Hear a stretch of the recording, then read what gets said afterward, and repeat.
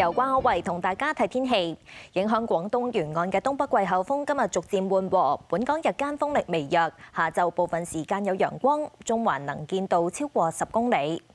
朝早新界地區仍然係清涼，元朗公園同埋北潭涌最低氣温只有13至14度，而日間天氣温暖，各區氣温上升去到22至26度，比尋日高2至4度。荃灣城門谷更加上升去到27度。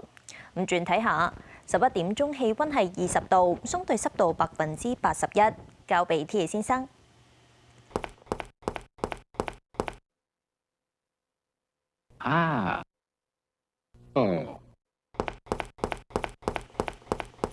預測初時天色大致良好，朝早部分地區嘅能見度較低，日間短暫時間有陽光，氣温介乎17至23度，吹和緩偏東風。隨後一兩日風勢較大，有幾陣雨，天氣清涼。而禮拜六嘅雨勢比較頻密。轉睇下，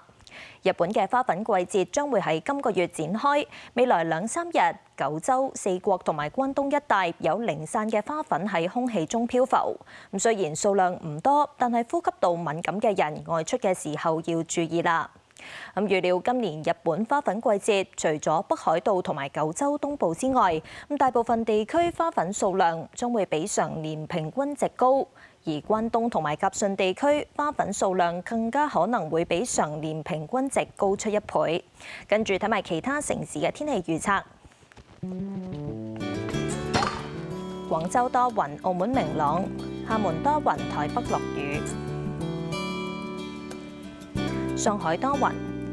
北京多雲；瀋陽天晴，首爾天晴；大阪多雲，東京多雲；曼谷有霧；吉隆坡雷暴，新加坡雷暴；雅加達落雨；胡志明市驟雨，馬尼拉天晴；墨爾本驟雨，悉尼明朗，布里斯班明朗；惠靈頓明朗，奧克蘭驟雨；孟買天晴，新德里大風，卡拉奇明朗；溫哥華驟雨，三藩市洛杉磯天晴；紐約明朗，多倫多落雪，芝加哥天晴；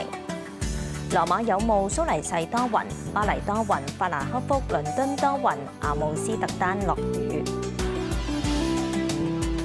天氣先講到呢度，各位晚安。